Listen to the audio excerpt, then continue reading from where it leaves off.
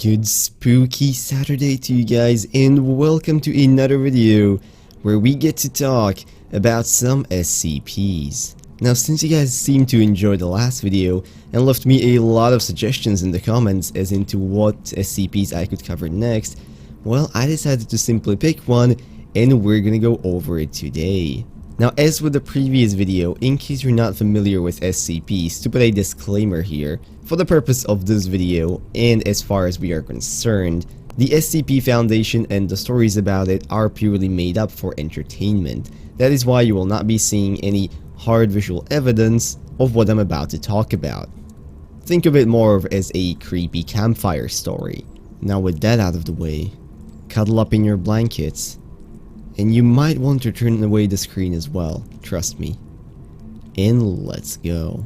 Today, we will be talking about a creature that is not only horrifying because of its appearance, but also because of its capabilities. The SCP-096. Now, based on SCP Foundation's classification, SCP-096 is Euclid. That meaning it is difficult to contain, moderately dangerous, and not at all well understood.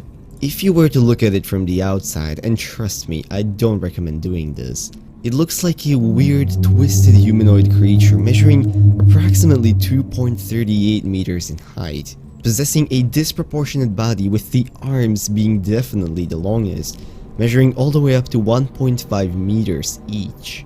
Despite of its capabilities, it actually shows very little muscle mass, and looking at it at first, you might even think it is simply a tall person suffering from malnutrition.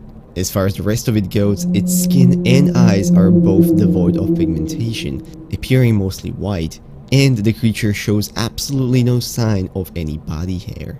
Now, as of right now, it is not clear whether SCP-096 is sapient. However, when left alone, it seems to show no signs of any higher brain functions.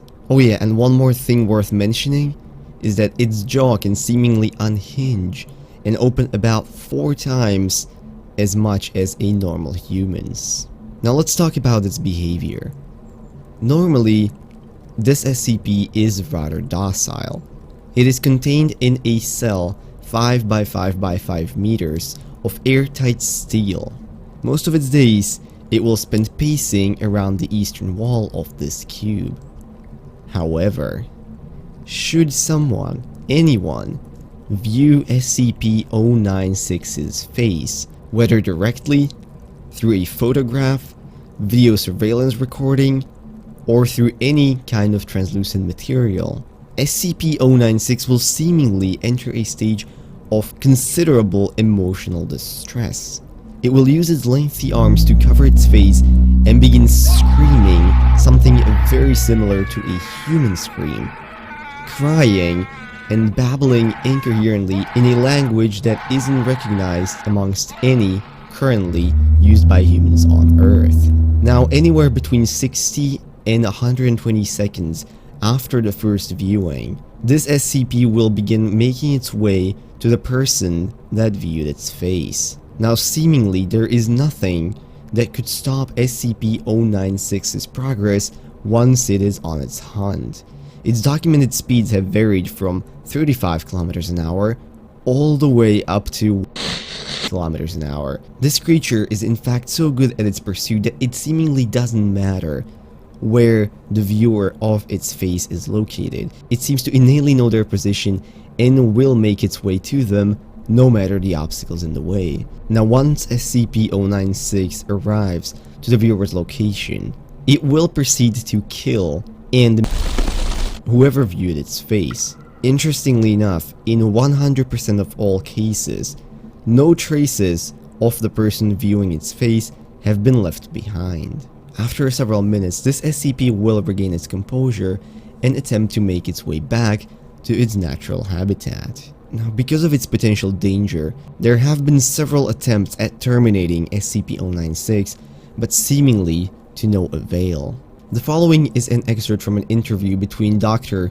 and Captain after his squad attempted to capture SCP-096 once it breached containment. This is the part of the interview where Captain is describing how SCP-096 began attacking his squad. He was the only one of them who didn't see its face because he just turned around. Is that when you ordered the use of a AT-4 HEDT launcher? An anti-tank gun. Started carrying it ever since SCP-096 got loose. I've seen those tear through tanks like tissue paper, and well, it did the same to the target. There was significant damage to SCP-096. It didn't even fucking flinch. It kept tearing apart my squad, but with half its torso gone. But it was taking damage. If it was, it wasn't showing it. Must have lost all of its organs, all of its blood, but it didn't acknowledge any of it. The bone structure wasn't hurt at all, though. It kept tearing my squad apart. So no actual structural damage. How many rounds would you say were fired at SCP-096? At the least 1,000. Our next gunner kept his GIU-19 on it for at least 20 seconds. 20 fucking seconds. That's 650 cal rounds pumped into that thing. Might as well have been spitting at it. Now clearly, because of this, it is incredibly difficult to terminate SCP-096. So should you be one to view its face, chances of you escaping are incredibly unlikely. The following is an excerpt from an experiment 096-1 headed by Dr. Dan, with the purpose of testing SCP-096's abilities while obtaining a complete physical description. The subject in this interview, D-9031, is a 32-year-old convicted felon and former tattoo artist who is being placed in a sphere and lowered into the Tonga Trench just off the coast of New Zealand. The inside of the sphere was recorded in such a way that no photographs of SCP-096 could be seen by the person behind the camera. It stopped. What now? Do you feel fine? No sickness? Anything? My ears hurt. That should be expected. Now, on your left shoulder there should be a steel container. Open it please, and there will be a manila folder holding several photographs. Open them, and describe the first photograph. Nothing. It's an empty cell. Thank you. Please set this photograph face down in the receptacle to your right and look at the next photograph. It's the same, but there's a foot in it, I think. Describe it please. It's pale and bony. It's creepy, actually. Place the photograph in the receptacle face down and look at the next one. Alright. Oh shit. Describe the photograph. It's, I don't know, some creepy-ass person. Describe the photograph, please. Hell, man, it's pale, has white eyes, and something fucked up is happening with its mouth. What the hell is this thing? It was at this point approximately 13:32 Standard Time where the experiment crew was notified that SCP-096 had breached containment.